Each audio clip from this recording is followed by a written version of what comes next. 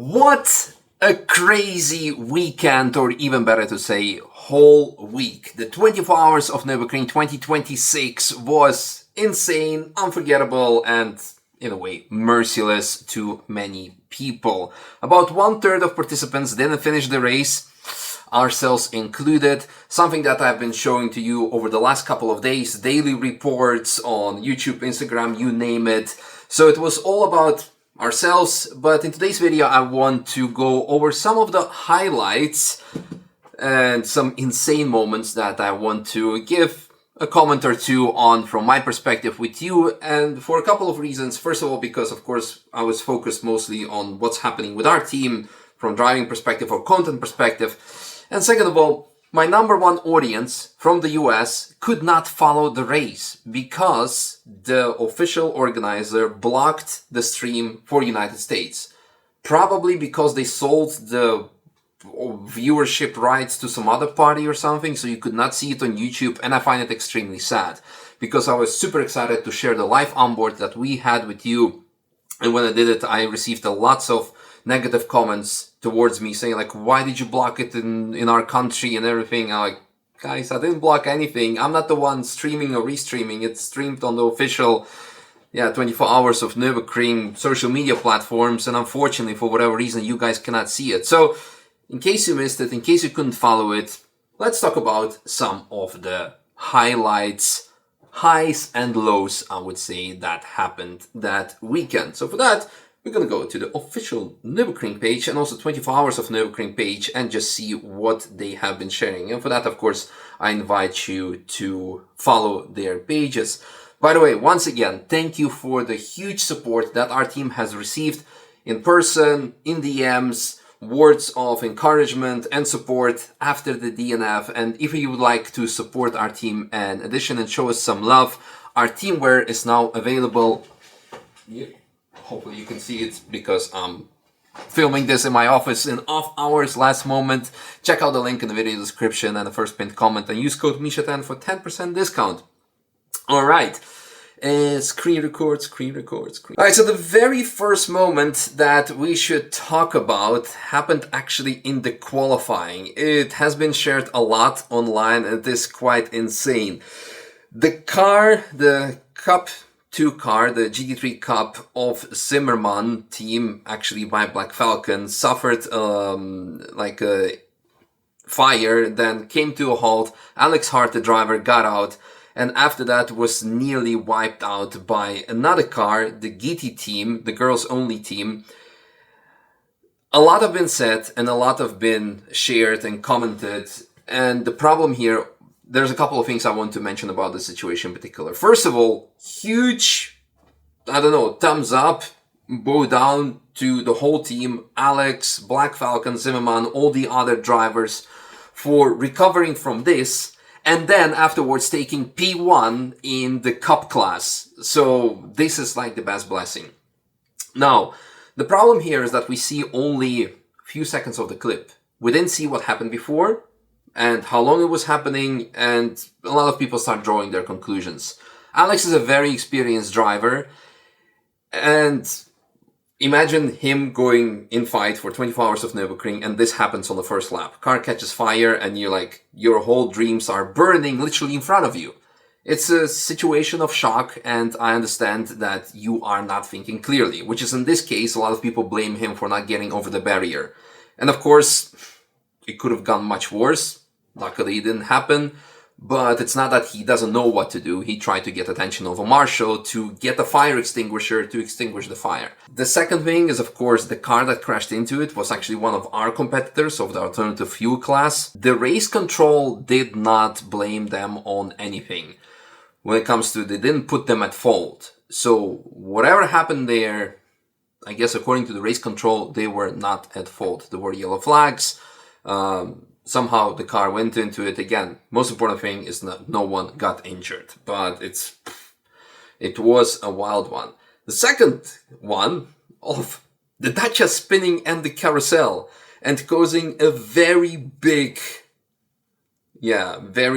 interesting situation with all the other cars. Double yellow was being waved and it creates a traffic jam, and cars don't know what to do because under yellow flag you're not allowed to overtake. So the Dacia is standing still there like, "Oh, can you please pass me?" But everyone is also confused.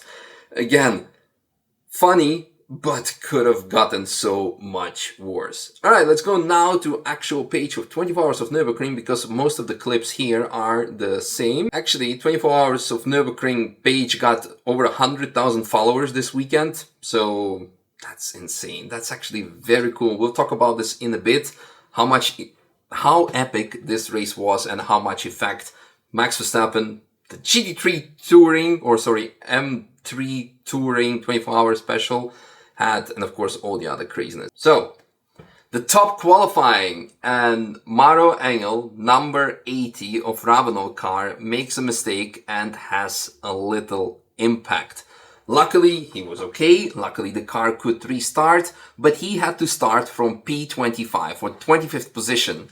And how it ended is crazy. So, huge, again, I don't know, not thumbs up, huge bow to the whole Windward Ravenel racing team, Maro Engel and his teammates, Mercedes-AMG Racing, you name it, from bringing the car from P25 to P1 at the end on 80th birthday of Ravenel. I think that's an amazing birthday gift, and also the team effort. So that needs to be said. Then we have here intense collision. That's why it's called Flugplatz. I honestly don't even remember this happening, but yeah, M2 didn't make it. That is unfortunately.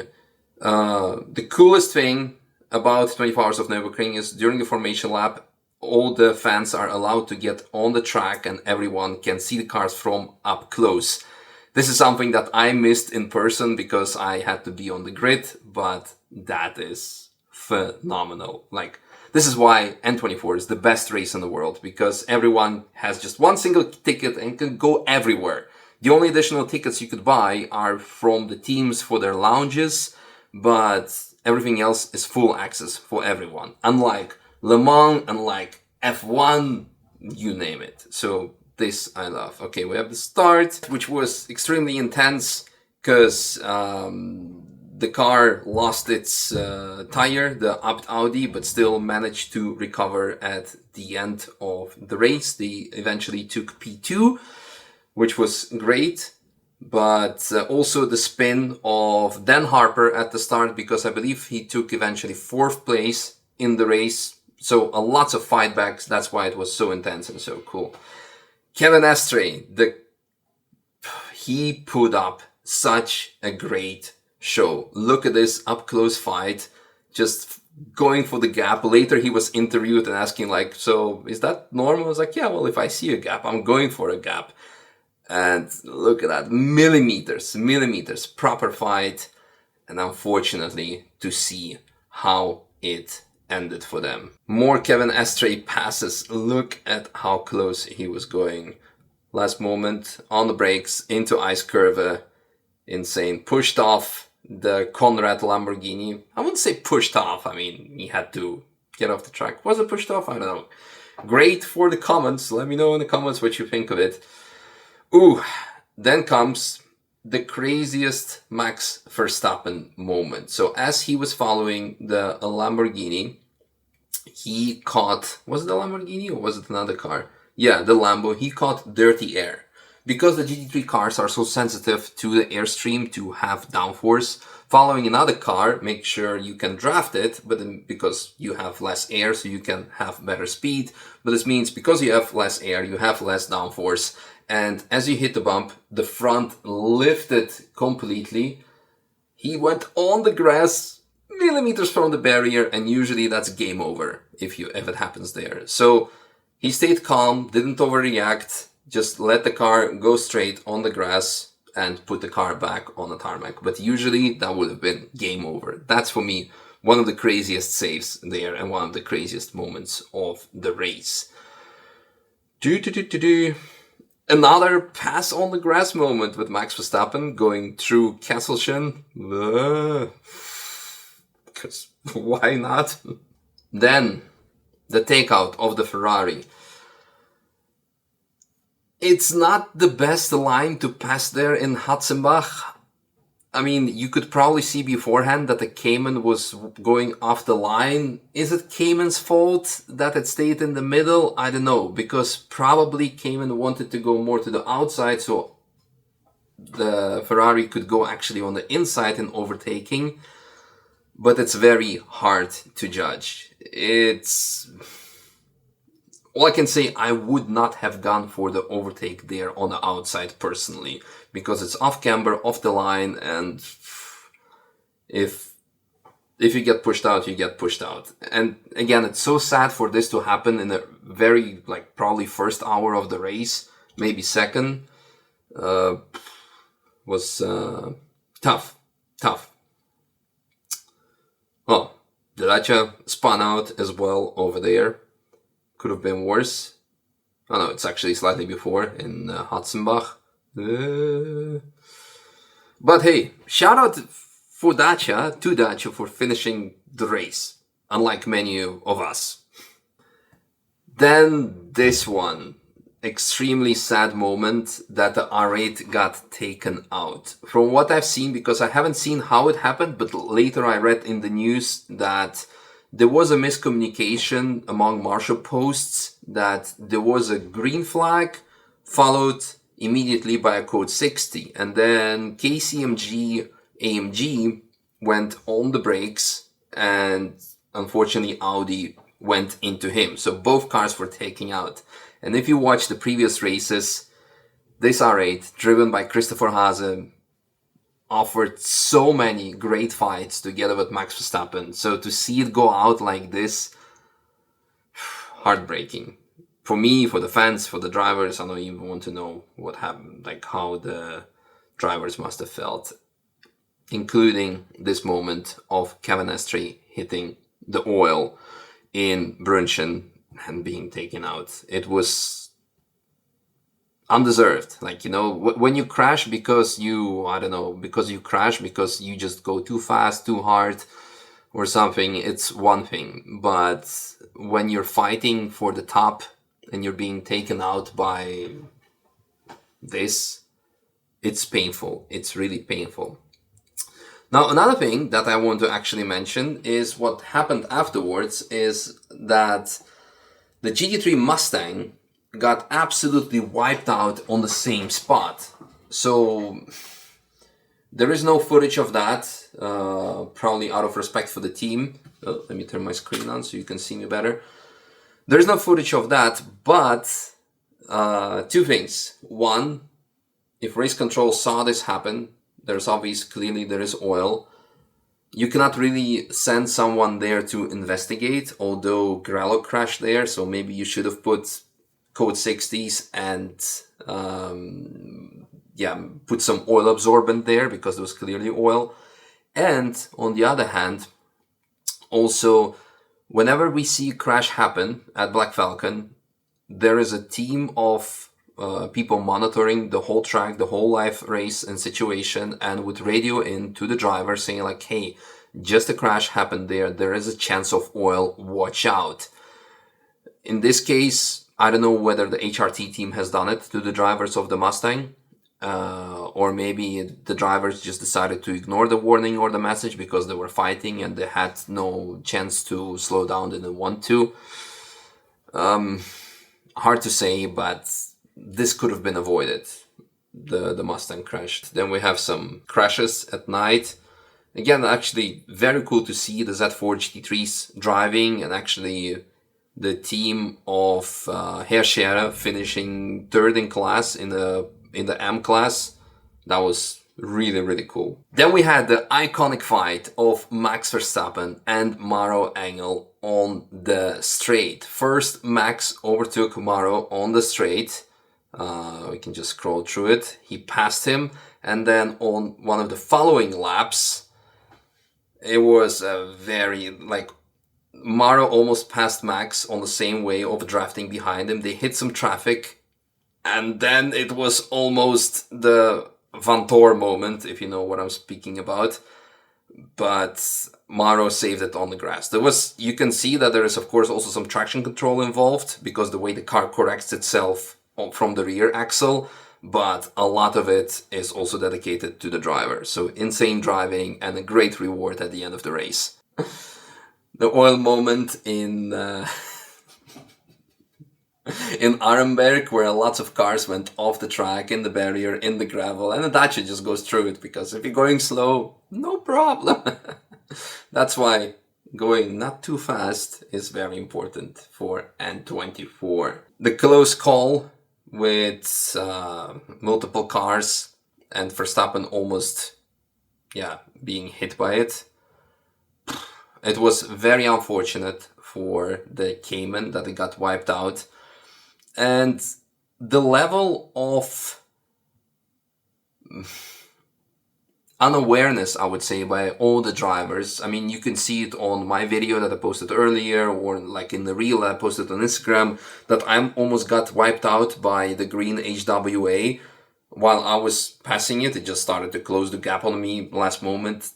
People are really not watching the mirrors. And I had so often that they just indicate to the left and go to the other side. In this case, clearly, the driver of the Cayman spotted the car, indicated to the right, and the other car went for the overtake while it went for the right. And unfortunately, as the car was moving to the right, it probably was looking in the left mirror because it saw Verstappen in the back. It didn't see the Porsche, and then one go. Camera overheated. I forgot what I was talking about, so let's proceed to the next clip. And it's also getting dark and I want to get home. And I still need to edit this video. What else we have? We show the Cayman. Yeah, then followed by the heartbreaking difficulties for Verstappen, the racing. The AMG of Max Verstappen and his team, of course, Verstappen.com Racing, has suffered driveshaft failure. And this took them out of the lead of the race, and also from the top result. Now, I was really... So here is my stance on it, my honest stance on it. It should be obvious that I really like Max, his approach to racing and to life in general, and I'm a huge supporter of him, and I wish him to win the 24 Hours of Nürburgring. But I secretly didn't want him to win this one immediately, and why is that? Is because I want him to come back. It's so great having him race the race, adding so much spectacle to it, adding so much views, so many fans, introducing the 24 Hours of Nürburgring or GT racing in general to many new fans that otherwise would not be aware of it. And it's great in general. And when you look at it, I believe he's enjoying it as well. But if he would have won instantly, it would be like, okay, checkbox, I'm done, I move on to Spa or Le Mans or etc. And now, yeah, he already said if his calendar will allow it, next year he would come back. So I'm extremely sad for the whole team because they fought tremendously for 80% of the race and were leading, and they deserve to win. But in a way, I'm happy that now they have a reason to come back. Okay, next. What else do we have? After that, there was Dacia lost the wheel, but they fixed it, they recovered the car and then put it back on track. Porsche caught fire. I don't know if it was actually in the same part of the race or was it earlier, but yeah, that was very unfortunate. Yeah, tough. Dacia came back on track, as mentioned. And then, of course, also the team Ravenel by Mara Engel goes over the finish line. And together, actually, with Max Verstappen, because the car was retired, but they fixed it and they went out for the last 2 laps to... as a thank you to the fans and for a nice photo finish together. And that's kind of it. So I think I've given pretty much all the comments I have about the highlights that are available on Instagram page. There was, of course, much more that you guys can share with me in the comments. One important highlight, the BMW M3 Touring 24 Hours Special. What started as an April Fool's joke got P5 overall on 5th position out of all the cars. And maybe top 3 would have been there as well. So that's insane how a prototype as an April Fool's joke, fueled by passion of the fans, managed to achieve such a great result. I hope this fuels the passion of BMW to create more crazy projects as they've been doing in the past. For example, BMW X5 Le Mans is for me one of the all-time favorite cars. So now we have this. Who knows what they might build? Hopefully not in 10 years, but like maybe 1, 2, 3, 4, 5. Next year is 100 years of Nürburgring, because the track was opened in 1927. Next year is 2027. It's going to be a big year. 55th edition it's going to be of 24 Hours of Nürburgring. So I'm sure there's going to be plenty of reasons to bring something new and exciting, and I'm all here for it. Let's see where we as a team will be next year, what kind of car we will be racing. I'm very excited. Hopefully Max is going to be back again, and yeah, we're gonna give it all again and put up a great show. And what I learned, honestly, hopefully my camera will not die again out of heat, and this is a bit of a personal message. If you watch the previous 2 races that I had, previous 2 24-hour races that we had with the GT4, we had a red flag, and therefore we had a P2 because the rankings were set down for the pre-red flag, 2 laps before red flag. It was kind of really frustrating. The P1 was in there. Last year there was way too fast McLaren in our class that was like 30 seconds a lap faster than everyone else.